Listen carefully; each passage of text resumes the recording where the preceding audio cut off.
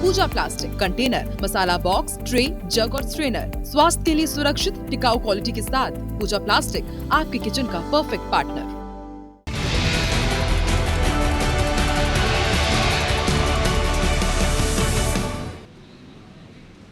सोचिए, जिस घर में आपने बचपन बिताया, जहां दीवारों पर अब भी आपके नाम खरोचे हैं, जहां आंगन में दादी की तुलसी और दीवारों पर यादों की निशानियां हैं। अचानक एक दिन दरवाजे पर दस्तक होती है और हाथ में आता है एक नोटिस। जी हां, रायपुर की पुरानी बस्ती में हड़कंप मच गया है, क्योंकि छत्तीसगढ़ वक्फ बोर्ड ने एक नहीं, दो नहीं, बल्कि दर्जनों हिंदू परिवारों को नोटिस थमा दिया है। दावा किया गया है कि जिस जमीन पर उनके घर बने हैं वो वक्फ की संपत्ति है, जबकि ये लोग कई सालों से रह रहे हैं। 2 दिन का अल्टीमेटम, लेकिन कई दशकों का सवाल। पुरानी बस्ती की तंग गलियों में अब गूंज रही है एक ही आवाज। अब आगे क्या होगा?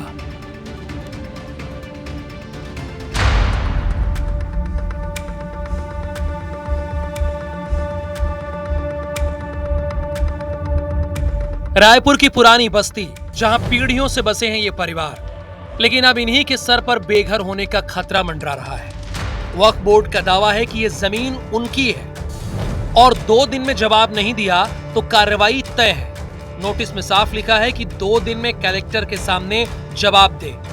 अगर जवाब नहीं आया तो कार्रवाई की जाएगी। वहीं स्थानीय लोग कह रहे हैं कि अगर वक्फ बोर्ड का दावा सही होता तो इतने दशकों तक क्यों नहीं कोई कदम उठाया गया। वहीं इन परिवारों का कहना है कि वे दशकों से इस जमीन पर रह रहे हैं, टैक्स देते हैं, रजिस्ट्री है, लेकिन अब वक्फ बोर्ड के इस कदम ने उनके त्योहार की खुशियां छीन ली है।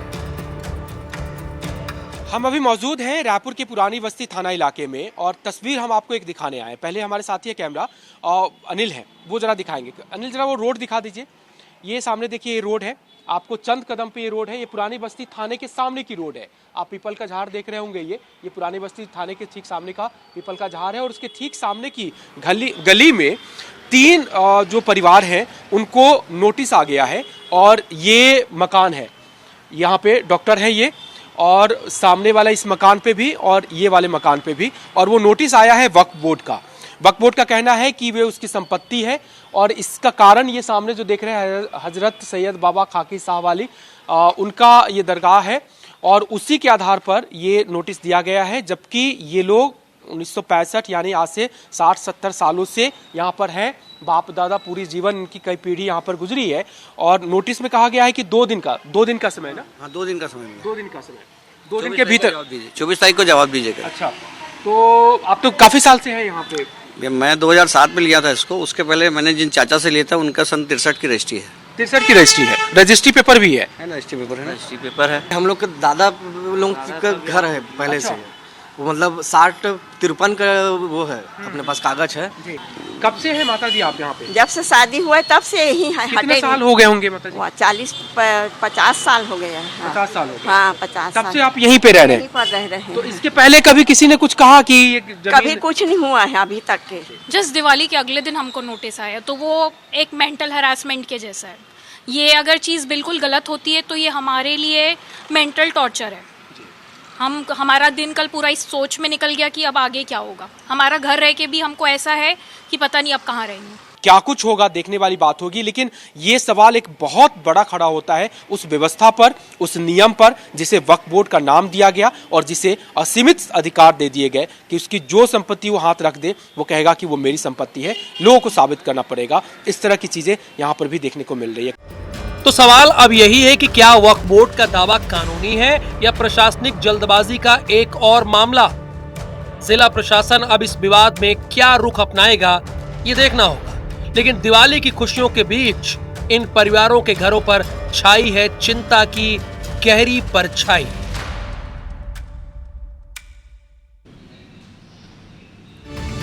देखिए इन लोगों ने क्या कहा। एक तो ये 50 साल से रह रहे हैं। दूसरी बात, एक शख्स कहता है कि उसने ये जमीन किसी से खरीदी है, यानी पहले भी रजिस्ट्री थी, उन्होंने बताया और जब इन्होंने जमीन खरीदी तब भी रजिस्ट्री थी। यानी 2 बार सरकार को राजस्व मिला है मोटा रजिस्ट्री के जरिए, और अब वक्फ कह रही हमारी जमीन है। गजब की स्थिति है। बहरहाल 60 से 70 से रह रहे हिंदू परिवारों को वक्फ बोर्ड की ओर से नोटिस क्यों भेजा गया? राजनीति में नई जंग शुरू हो गई है। कांग्रेस ने भारतीय जनता पार्टी पर निशाना साधा है और अब वक्फ बोर्ड भी सफाई दे रहा है।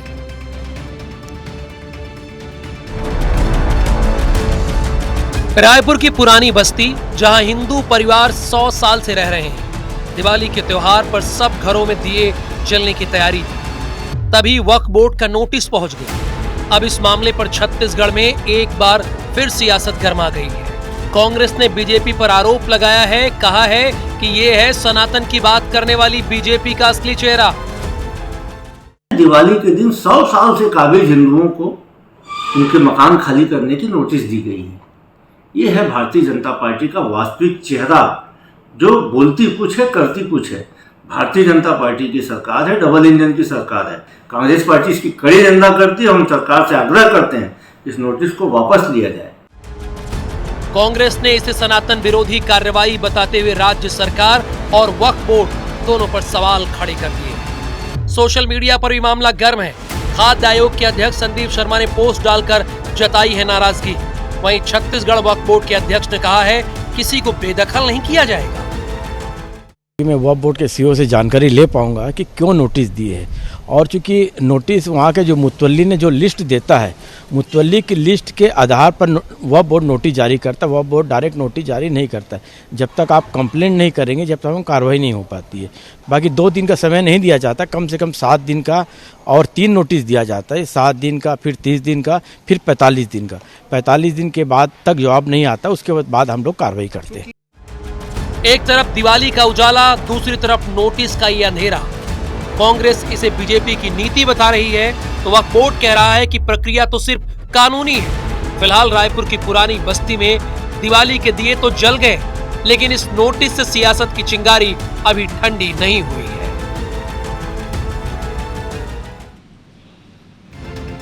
मैंने शुरुआत में ही कहा था ना कि ये बात केवल 60 से 70 परिवारों की ही नहीं है, क्योंकि कांग्रेस ने इसमें धार्मिक एंगल जोड़ दिया है।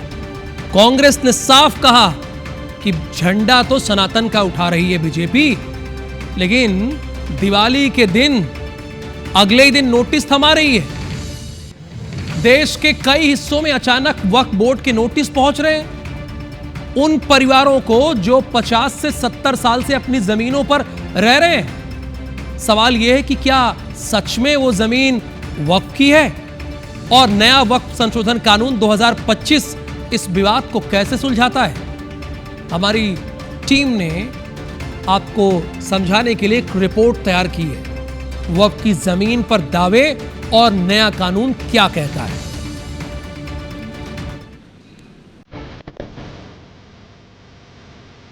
देश के अलग अलग हिस्सों से एक जैसी खबरें।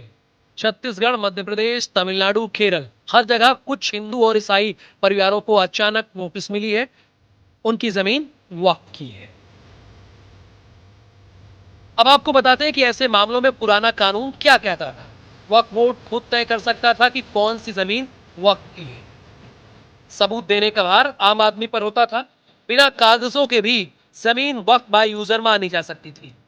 लिमिटेशन एक्ट लागू नहीं था, यानी वक्फ बोर्ड किसी भी वक्त दावा कर सकता था। ट्रिब्यूनल का फैसला लगभग अंतिम होता था। इन्हीं प्रावधानों का दुरुपयोग हुआ। कई बार सरकारी या निजी जमीनों पर भी वक्फ का दावा कर दिया गया, लेकिन अब हालात बदल रहे हैं। नया कानून वक्फ संशोधन अधिनियम 2025 धारा 40 हटाई गई। अब वक्फ बोर्ड खुद फैसला नहीं कर सकता। सरकारी जमीन सुरक्षित, सरकारी रिकॉर्ड में दर्ज जमीन पर वक्फ दावा नहीं चलेगा। लिमिटेशन एक्ट लागू, पुराने दावों की समय सीमा तय। वक्फ बाय यूजर खत्म, अब बिना दस्तावेज के दावा नहीं। हाई कोर्ट में अपील का अधिकार, अब ट्रिब्यूनल का फैसला अंतिम नहीं। दस्तावेज जरूरी, वक्फ बोर्ड को सबूत देना ही होगा। कानून साफ कहता है कि अब कोई संपत्ति तभी वक्फ मानी जाएगी जब दस्तावेजों से यह साबित हो कि उसे किसी मुस्लिम मालिक ने धार्मिक उद्देश्य से समर्पित किया था। अगर आपको वक्फ नोटिस मिले तो क्या करें?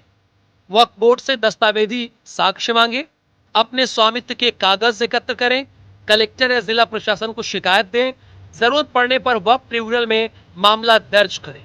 90 दिन के भीतर हाई कोर्ट में अपील की जा सकती है। नया कानून कहता है कि बिना सबूत के अब किसी जमीन पर दावा नहीं होगा, लेकिन जिन परिवारों को नोटिस मिले हैं उनके लिए राहत तभी है जब वे अपने दस्तावेज मजबूत रखें और कानूनी तरीके से लड़ें।